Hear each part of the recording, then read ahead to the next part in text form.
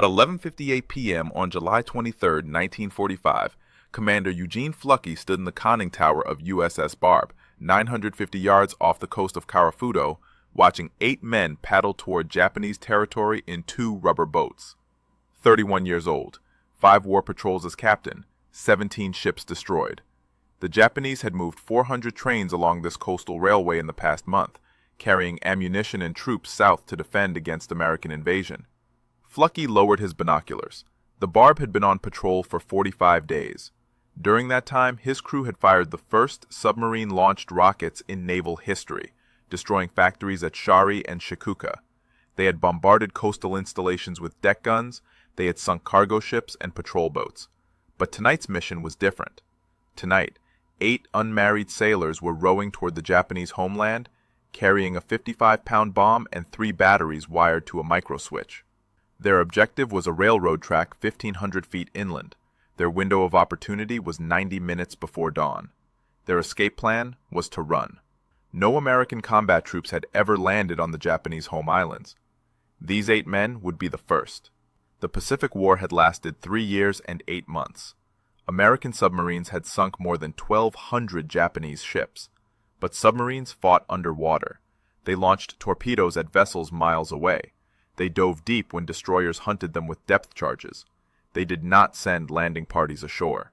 Fluckey had earned the Medal of Honor 5 months earlier for attacking 30 ships anchored in Namquan Harbor off the Chinese coast. He had taken the Barb into waters so shallow that rocks scraped the hull. He had fired every torpedo aboard. He had escaped at 23.5 knots, setting a world speed record for submarines.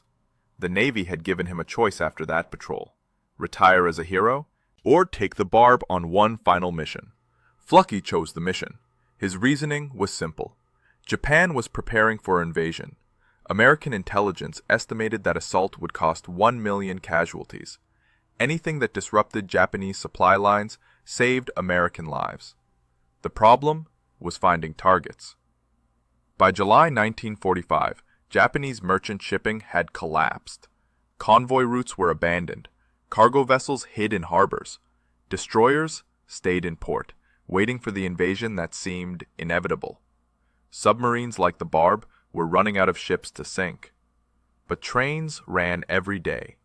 Fluckey had watched them through his periscope for weeks. Long freight trains crawling along the Karafuto coastline, loaded with artillery shells and infantry replacements. The railway connected Japan's northern defenses to the south. Destroy one train, and supplies stopped moving. Destroy the track itself, and repairs took weeks. The idea had come from Chief of the Boat Paul Saunders, a veteran of all 12 Barb patrols. He spread a topographic map across the wardroom table and traced the railway with his finger. Less than 2,000 feet from the beach. Visible from the submarine. Accessible at night. Fluckey called for volunteers. Every man aboard raised his hand. He selected 8 based on 2 criteria. They had to be unmarried, and they had to be Boy Scouts. Fluckey believed scouts had better navigation skills, better discipline under stress. The plan relied on improvisation. The bomb was a scuttling charge, designed to destroy the submarine in an emergency. Electrician's mate 3rd class Billy Hatfield had rewired it with a microswitch device he remembered from childhood. As a boy, he had placed walnuts on railroad tracks and watched trains crack them open. The principle was the same. When a train passed over the switch, the rail would sag slightly. The contact would complete the circuit. The bomb would detonate. Simple physics, catastrophic results. But the landing party needed time. Time to paddle ashore without being spotted by Japanese patrols. Time to cross 1,500 feet of open ground to the railway. Time to dig under the tracks and bury the device. Time to arm the microswitch. Time to run back to the boats before a patrol found them. And time to row back to the Barb before dawn exposed them on open water. Fluckey checked his watch. 12:03 a.m. The rubber boats had disappeared into darkness. If you want to see whether Hatfield's microswitch worked under a 16-car train, please hit that like button. It helps us share more forgotten World War II stories. Subscribe if you haven't already. Back to Fluckey. He turned to his executive officer. The Barb would wait at periscope depth, engines running, ready to dive if patrol boats approached. If the landing party missed their extraction window, Flucky had given them final orders. Head north to Siberia, 130 miles through mountain ranges. Survive as long as possible. But Flucky had no intention of leaving 8 men behind. He had brought every sailor home from every patrol. The Barb had never lost a man to enemy action. Not one Purple Heart had been awarded to his crew in 5 patrols. He intended to keep that record. On the beach, 8 Americans were digging into Japanese soil.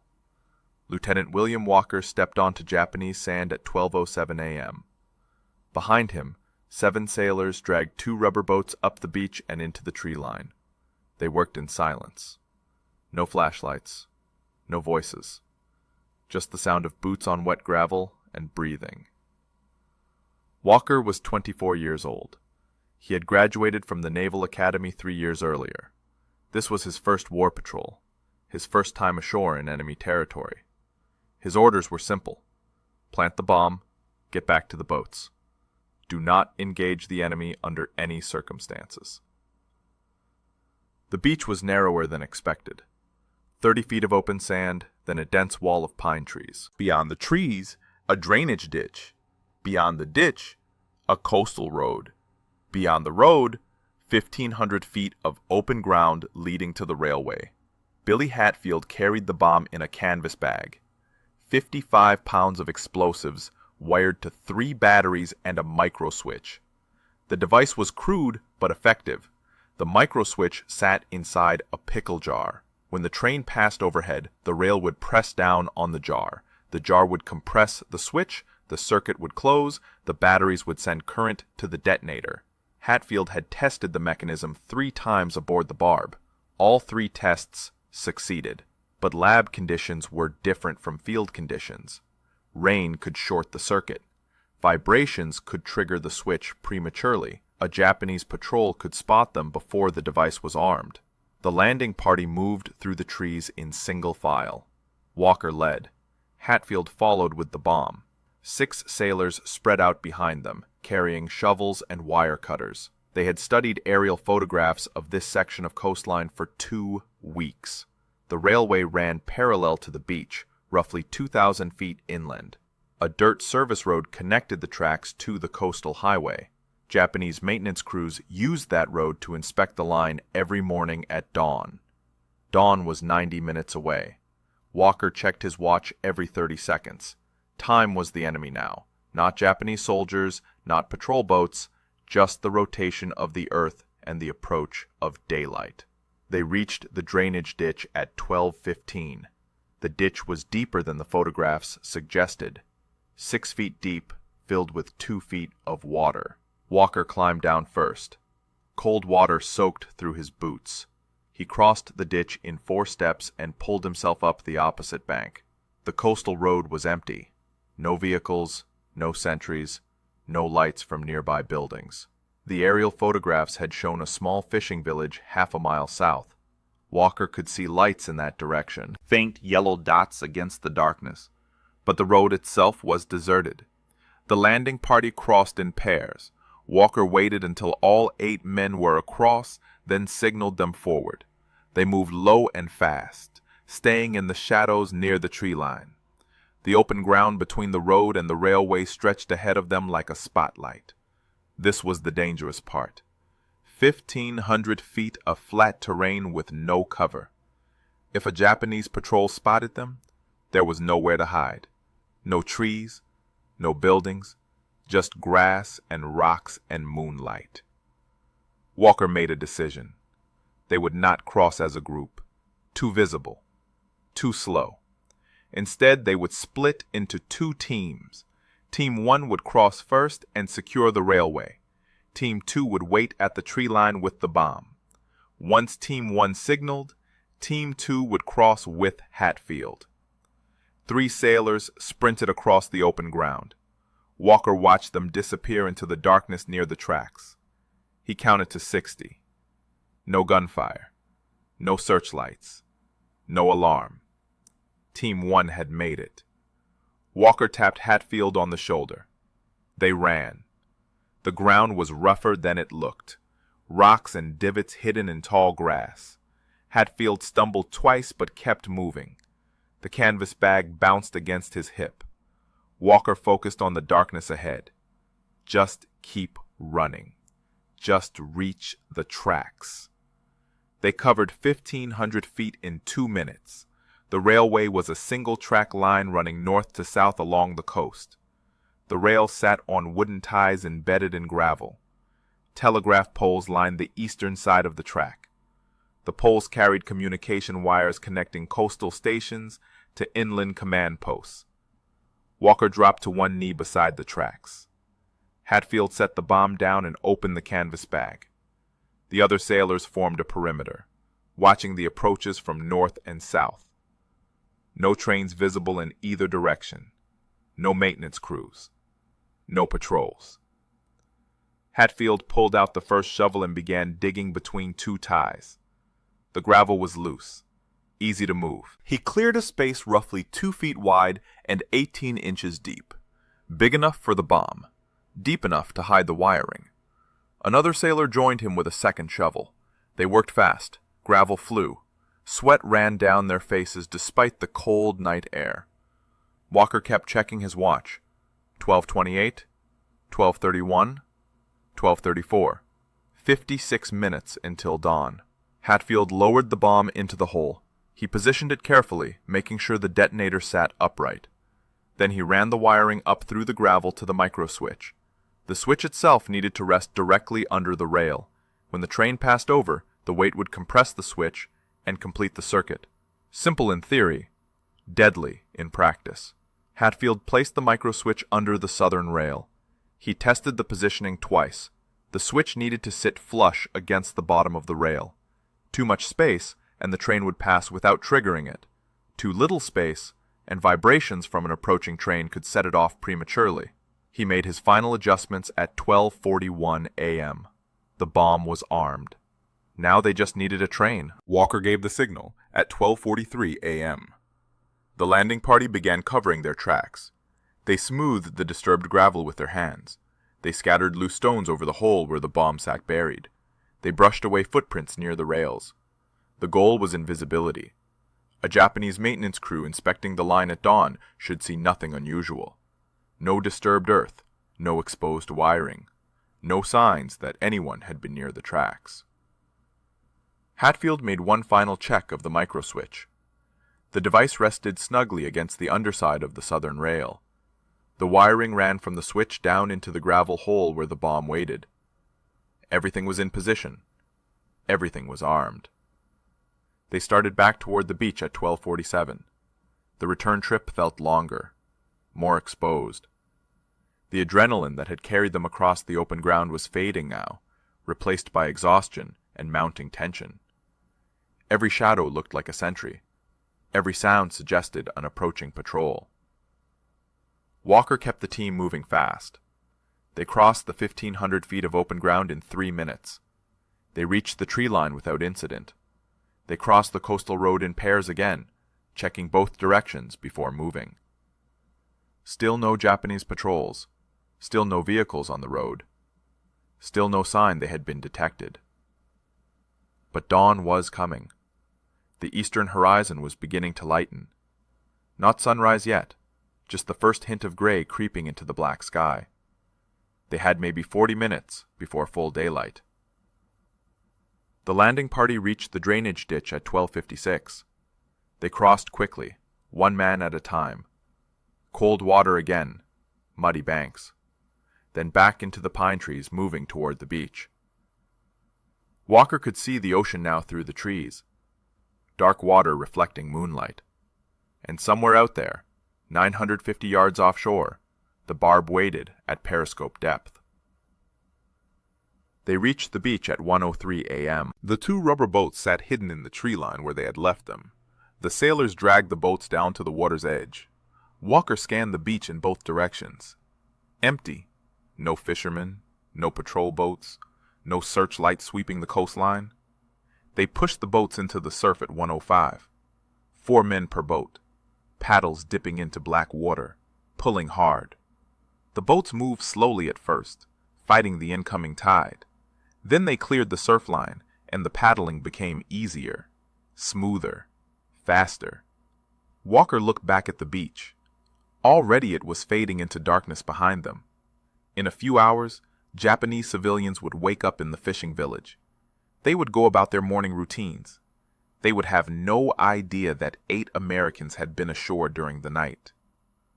The boats reached the barb at 1:18 a.m. Hands reached down from the submarine's deck to pull the sailors aboard. The rubber boats were deflated and stowed. The deck crew helped the landing party down through the forward hatch. Flucky was waiting in the control room. He checked his watch. 1:21 a.m.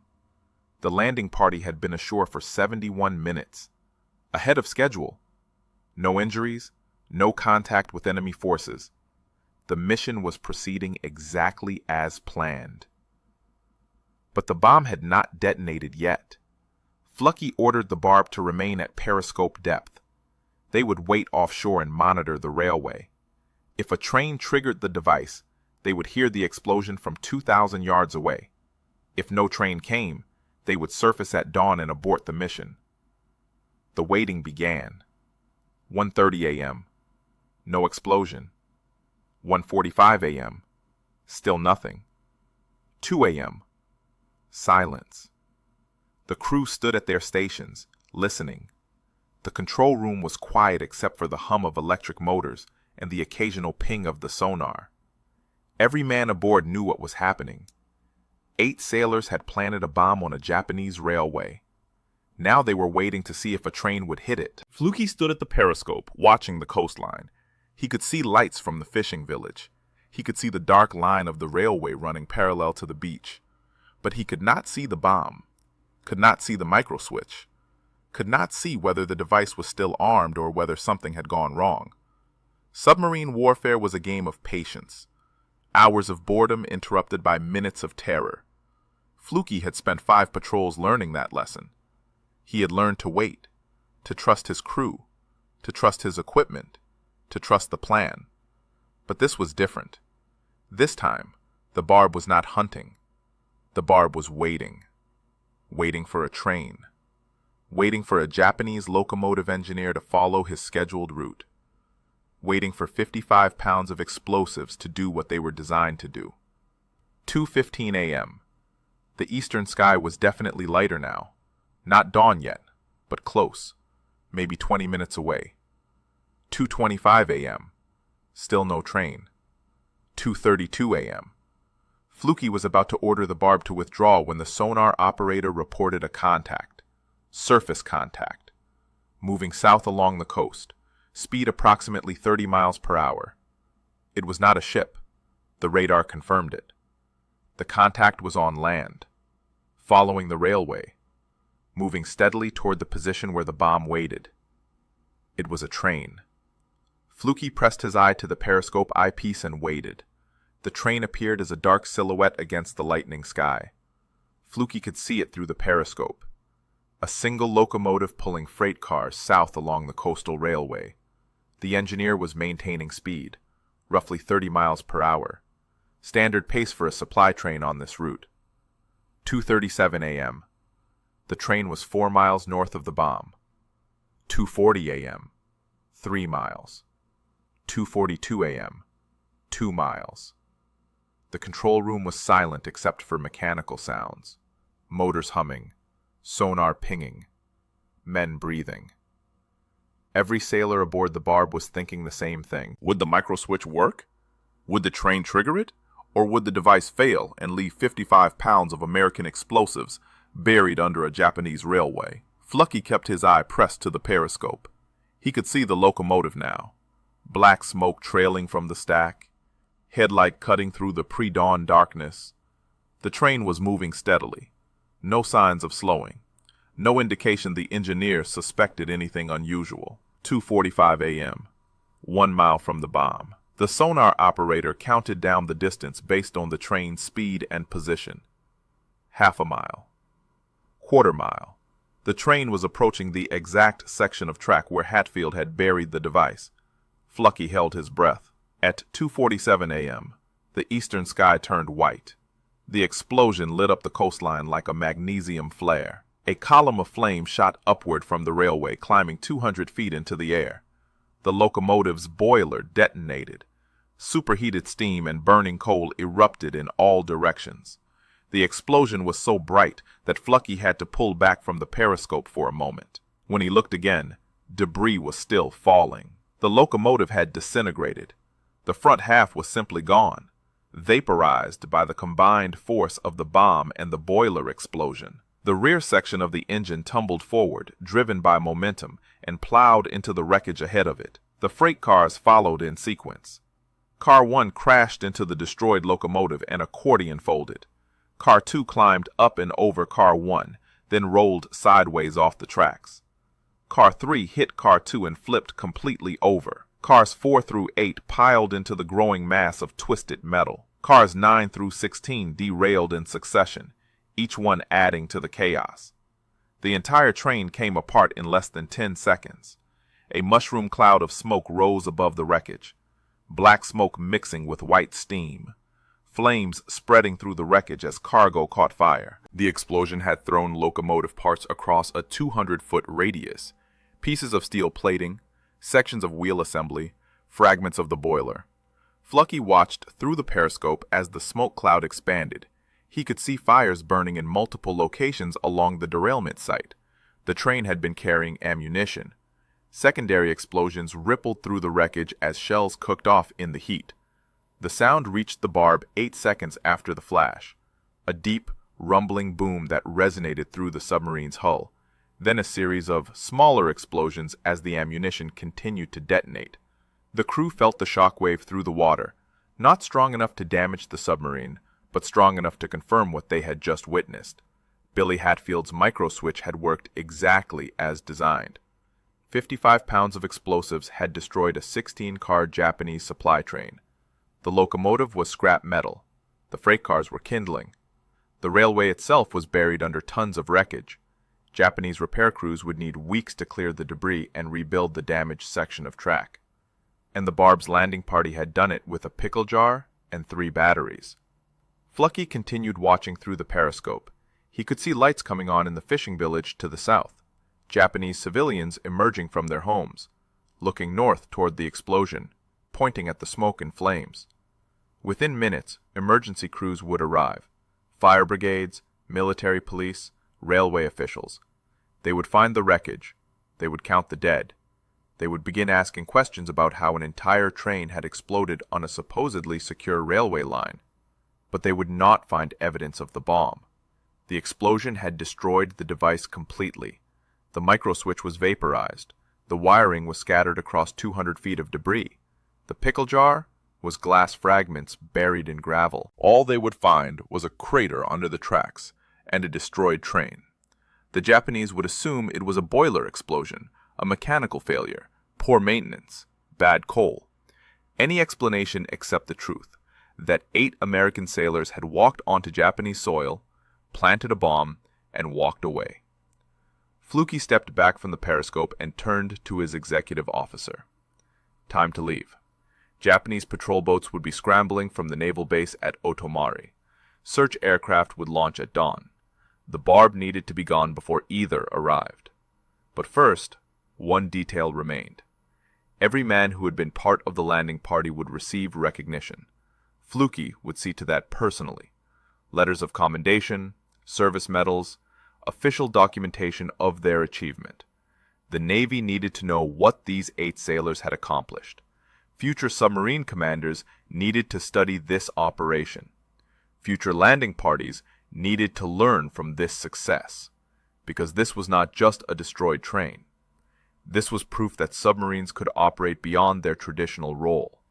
They could launch rockets at shore targets. They could send commando teams inland. They could strike at enemy infrastructure in ways the Navy had never considered possible. The barb had just rewritten the rules of submarine warfare. Fluky gave the order to dive. The periscope retracted. The barb's bow tilted downward. Within 90 seconds, the submarine had disappeared beneath the surface, heading east toward deeper water. Behind them, the train continued to burn. The barb spent the next 3 days patrolling the waters east of Karafudo. Flucky kept the submarine submerged during daylight hours, surfacing only at night to recharge batteries and monitor radio traffic. Japanese search aircraft were active in the area. Patrol boats swept the coastline. But they were searching for evidence of sabotage, not submarines. The Japanese had not connected the train explosion to American naval activity. Radio intercepts confirmed this. Japanese military communications described the incident as a catastrophic boiler failure. Railway officials were blaming poor maintenance. The Imperial Army was demanding an investigation into coal quality. Nobody was talking about bombs or landing parties or American submarines. The Barb's mission had succeeded beyond expectations. On July 26th, Flucky made the decision to end the patrol. The submarine had been at sea for 48 days. Fuel reserves were running low. Food supplies were adequate but not abundant. The crew was exhausted. And most importantly, they had accomplished everything they had set out to do. The rocket attacks on Shari, Shikuka, and Kashiho had destroyed multiple factories. The shore bombardments had demolished coastal installations. The train explosion had disrupted the Karafudo Railway for weeks. The Barb had proven that submarines could strike land targets effectively without torpedoes. Flucky set course for Midway Island. The voyage took 6 days. The Barb traveled submerged during the day and surfaced at night. Standard procedure for submarines returning from patrol in enemy waters. Japanese patrol aircraft remained active until the submarine crossed into international waters east of the Kuril Islands. On August 2, 1945, the Barb surfaced 5 miles east of Midway and signaled the harbor control tower. Permission to enter port was granted immediately. The submarine proceeded into the lagoon at 10 knots, following the harbor pilot's instructions. The entire crew was on deck as the Barb approached the dock. They had been underwater for most of the past week. Fresh air and sunlight felt like luxuries after weeks in the cramped interior of a Gado-class submarine. Flucky stood on the bridge, watching the dock approach. A small crowd had gathered to meet them. Officers from Submarine Squadron 50, administrative staff from the base, and several photographers with cameras. Word had spread about the train. The Barb tied up at Pier 7 at 2:30 p.m. Gangplanks were extended. The crew began disembarking in groups. Shore patrol personnel checked identification and directed the sailors toward the debriefing area. The 8 men who had been part of the landing party were immediately separated from the rest of the crew. They were escorted to a secure conference room where intelligence officers were waiting. Standard protocol for special operations. Detailed debriefing would take hours. Every aspect of the mission would be documented. Every decision would be analyzed. Every risk would be evaluated. The Navy wanted to know if this type of operation could be repeated. Flucky spent 4 hours in his own debriefing. He explained the planning process, the volunteer selection criteria, the improvised bomb design, the timing of the insertion and extraction, the explosion itself, the escape route. The intelligence officers took notes and asked questions. How close had Japanese patrols come to detecting the landing party? How difficult was the terrain between the beach and the railway? How long did it take to arm the device? How visible was the submarine from shore at 950 yards? Flucky answered every question. He provided detailed information about coastal defenses. He described the layout of the fishing village. He estimated Japanese response times after the explosion. He recommended improvements for future operations.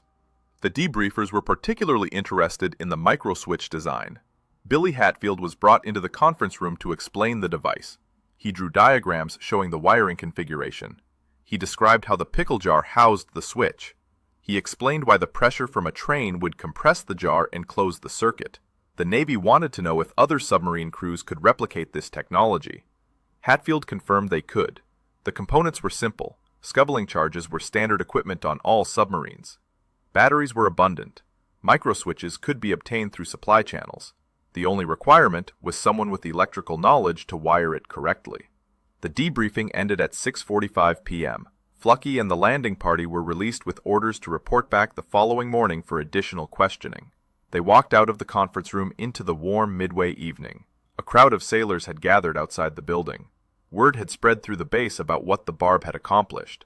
Men from other submarines, support personnel, base staff, they wanted to see the crew that had blown up a train. The landing party was exhausted. They had been awake for more than 20 hours. They had paddled 2 miles in rubber boats. They had planted a bomb under a Japanese railway. They had witnessed the largest explosion any of them had ever seen. And they had spent 4 hours answering questions in a windowless conference room. But they were also aware that something significant had happened. They had done something no other submarine crew had ever done. They had landed on enemy territory. They had completed their mission. They had returned without casualties. And they had proven that submarines could operate far beyond their traditional role as torpedo platforms. The Barb's battle flag would soon reflect that achievement. At the bottom center of the flag, between the symbols for ships sunk and rocket attacks launched, the crew would add a new image: a locomotive. The only train ever destroyed by a submarine in naval history. The awards ceremony took place 6 weeks later at Pearl Harbor. By that time, the war had ended. Japan had surrendered on August 15th following the atomic bombings of Hiroshima and Nagasaki. The Pacific Fleet was beginning to demobilize. Thousands of sailors were preparing to return home. But the Navy still had business to complete. On September 18, 1945, Commander Eugene Fluckey received his 4th Navy Cross. The citation specifically mentioned the 12th War Patrol, the rocket attacks, the shore bombardments, and the train demolition. The Navy Cross was the second highest military decoration for valor. Only the Medal of Honor ranked higher. Fluckey already had that medal. He had received the Medal of Honor in March 1945 for the 11th War Patrol. That patrol had taken place from December 19, 1944 through February 15, 1945. The Barb had operated in the Formosa Strait and East China Sea. The mission was to disrupt Japanese shipping along the Chinese coast. On January 8th, the Barb encountered convoy MOTA-30, 9 cargo ships, multiple escorts. Fluckey attacked at night on the surface. The Barb sank 1 large ammunition ship. The explosion lit up the entire convoy. Japanese escorts responded with gunfire and depth charges. The Barb escaped by running on the surface at high speed. Then came Nam Quan Harbor, January 25, 1945. Fluckey discovered more than 30 Japanese ships anchored in the harbor. The harbor was located along the Chinese coast, roughly 26 miles inside the 20-fathom curve. Standard submarine doctrine said to stay in deep water. Deep water meant safety. Deep water meant escape routes if destroyers attacked. Nam Quan Harbor had 5 fathoms of water, roughly 30 feet deep, barely enough for the Barb to operate submerged. The bottom was uncharted. Rocks and reefs could tear open the hull. Mines could be anywhere, and once inside the harbor, the only way out was back through the narrow entrance channel. Fluckey decided to attack anyway. The Barb entered Nam Quan Harbor after midnight. Fluckey navigated by periscope, watching the depth gauge constantly. The submarine moved at 5 knots, slow enough to avoid creating a visible wake, fast enough to maintain steering control. At 3,000 yards range, Fluckey fired the Barb's last forward torpedoes. 8 fish, 8 targets. The torpedoes ran hot and straight. 6 hits. 3 ships exploded immediately. The ammunition ship detonated with such force that flaming debris rained down across the harbor. Shells from the cargo exploded in midair. Other ships caught fire. The Japanese escorts scrambled to respond, but could not identify where the attack was coming from. Fluckey brought the Barb around to use the stern tubes. 4 more torpedoes. 2 more hits. By the time Japanese destroyers began searching for the submarine, the Barb was already racing toward the harbor entrance. The escape took 1 hour. 1 hour of full speed through uncharted, mined, rock-obstructed waters. The Barb ran on the surface, engines at 150% capacity, 23.5 knots, a world record for submarines at that time. Destroyers pursued but could not keep up. Shore batteries opened fire, but the Barb was moving too fast for accurate targeting. The submarine reached open water at dawn. Behind them, Nam Quan Harbor was burning. 8 ships had been hit. 6 were sinking or sunk. Japanese repair crews would spend weeks clearing the wreckage. That action earned Fluky the Medal of Honor. The citation praised his conspicuous gallantry and intrepidity at the risk of his life above and beyond the call of duty. President Harry Truman presented the medal at the White House in March. Fluky accepted the award on behalf of his entire crew. But the Medal of Honor did not end his career as a submarine commander. The Navy gave him a choice: accept the desk assignment or take the Barb on one more patrol. Fluky chose the patrol. His reasoning was the same as before. The war was still being fought. American lives were still at risk. Submarines could still make a difference. And the Barb was ready for another mission. That decision led to the 12th Patrol, the rocket attacks, the train demolition, the only American ground combat operation on Japanese home islands during the entire war. Now, in September 1945, Fluky stood at attention as Admiral Chester Nimitz pinned the 4th Navy Cross to his uniform. The ceremony was brief. No speeches, no photographs for the press, just a simple presentation in front of assembled naval officers at Pearl Harbor. Afterward, Nimitz asked Fluky about his plans. The war was over. The submarine fleet was being reduced. Many commanders would be reassigned to administrative positions or released from active duty. Fluky said he intended to stay in the Navy. Submarine warfare had changed during the war. Torpedoes were no longer the only weapon. Submarines could carry rockets. They could send landing parties ashore. They could operate in shallow coastal waters previously considered too dangerous. The future of submarine warfare was just beginning. Nimitz agreed. The Navy would need experienced commanders to develop new tactics, to train new crews, to push the boundaries of what submarines could accomplish. Fluky would get his chance. Eugene Fluky remained in the Navy for 27 more years after the war ended. He commanded the submarine USS Halfbeak from 1947 to 1949. He established the Submarine Naval Reserve Force in 1949. He served as Flag Secretary to Admiral James Fife Jr. in 1950. He commanded Submarine Division 12. He commanded the submarine tender USS Sperry. He commanded Submarine Squadron 5. In 1960, Fluky was promoted to Rear Admiral. He served as commander of Amphibious Group 4. He became president of the Board of Inspection and Survey. From 1966 to 1968, he served as Director of Naval Intelligence. His final assignment was as Chief of the Military Advisory Group to Portugal, where he served from 1969 until his retirement in August 1972.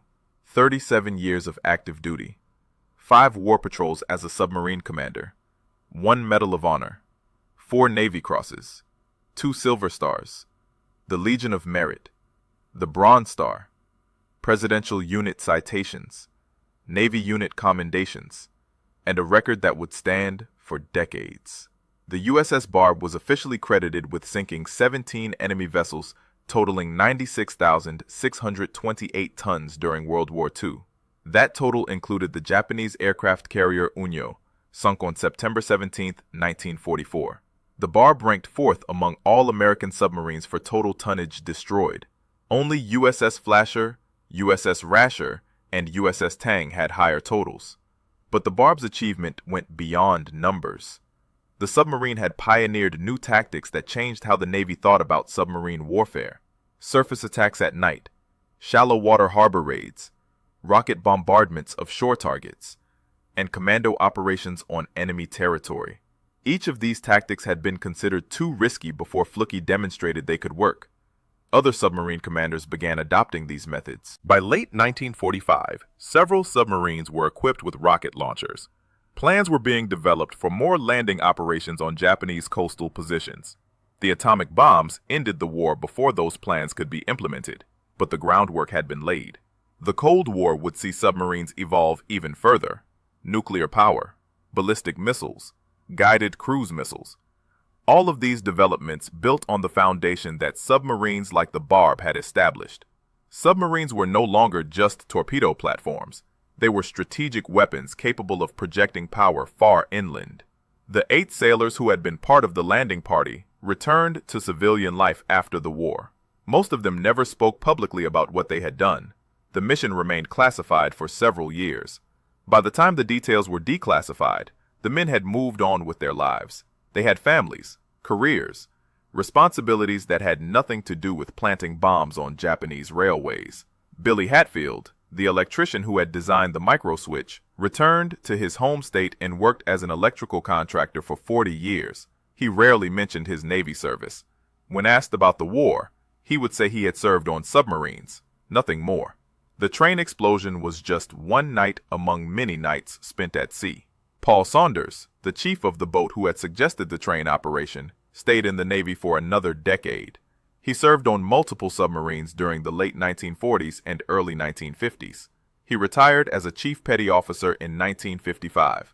His service record listed dozens of war patrols, hundreds of days spent underwater, but the Barb remained his most memorable assignment.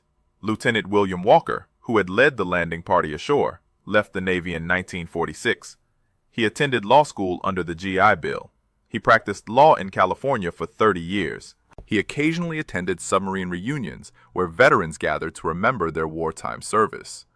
But he spoke little about the night he and 7 other men rowed to a Japanese beach and planted a bomb under a railway track. The USS Barb herself had a longer career than most of her crew expected. After the war ended, the submarine was decommissioned and placed in reserve.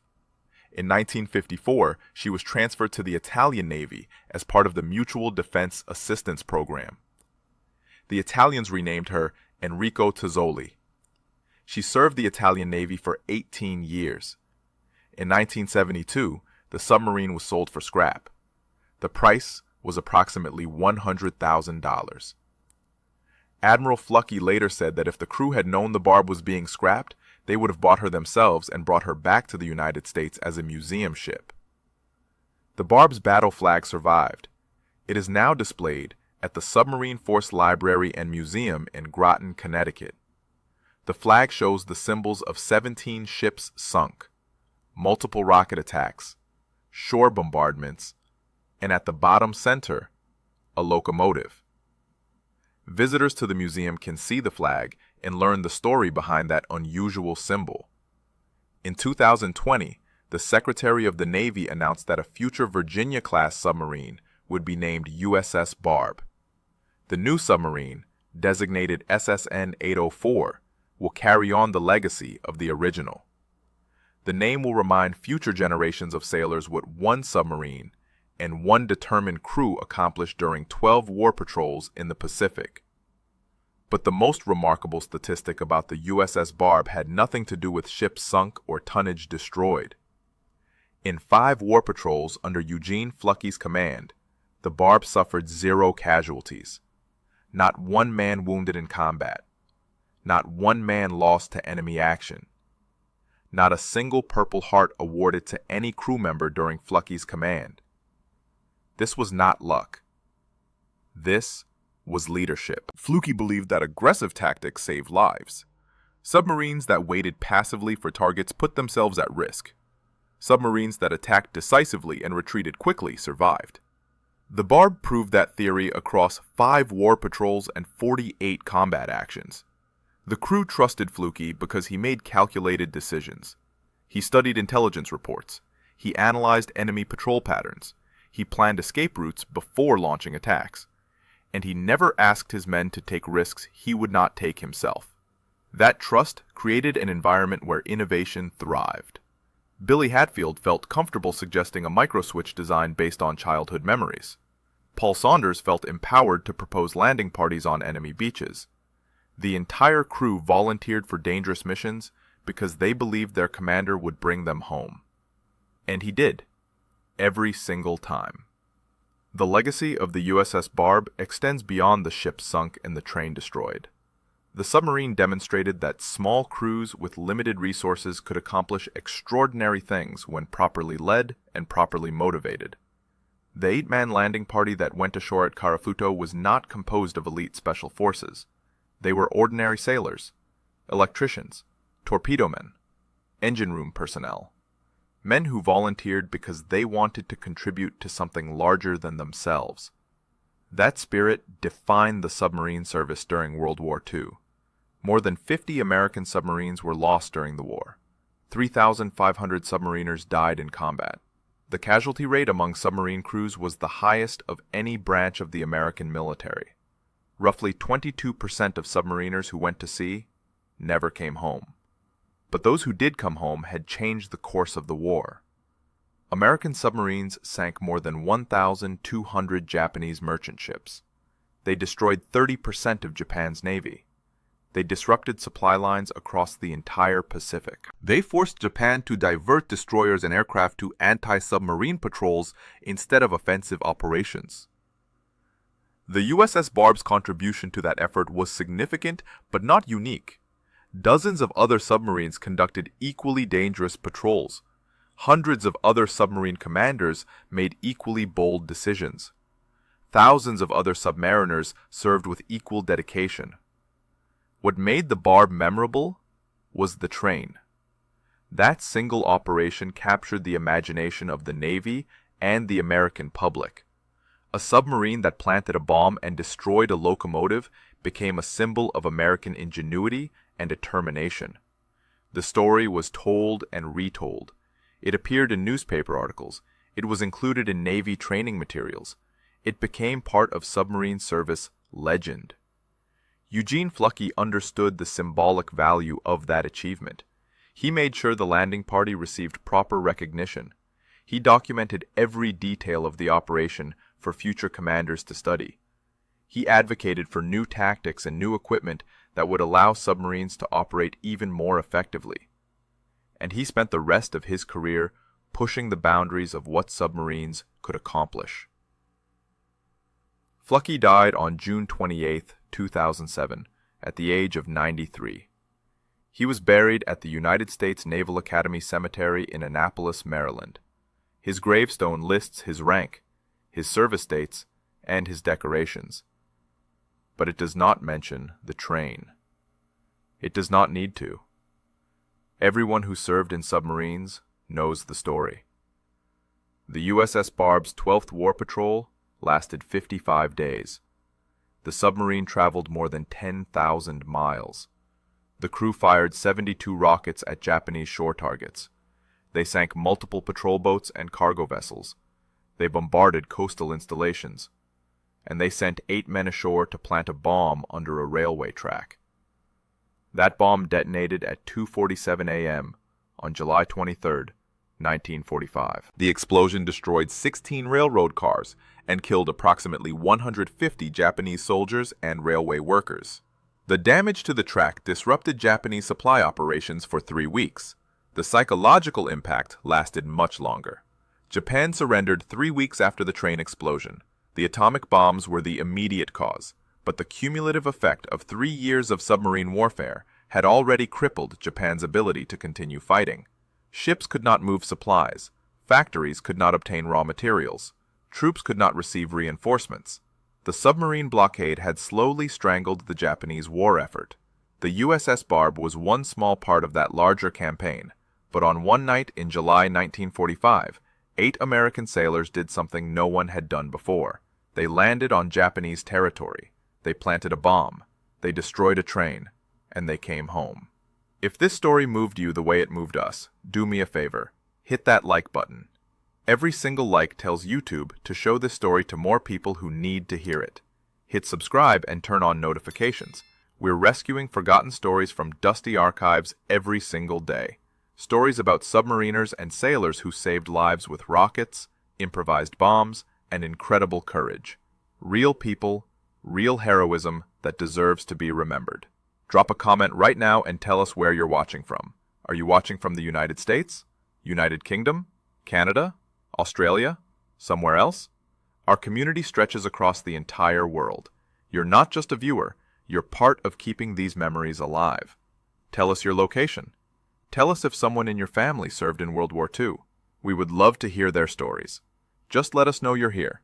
Thank you for watching. And thank you for making sure Eugene Fluckey and these 8 sailors don't disappear into silence. These men deserve to be remembered, and you're helping make that happen.